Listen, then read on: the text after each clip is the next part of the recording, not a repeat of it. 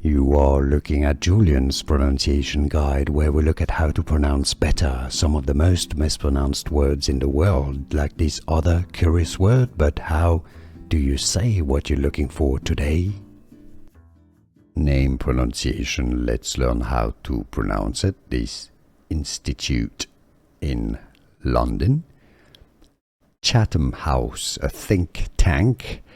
The Americans say it as Chatham. Alright, so Chatham, a T sound, not TH, so it's not Chatham or Chatham.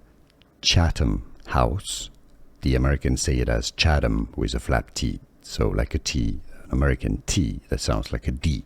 Chatham House, or British English pronunciation, Chatham House.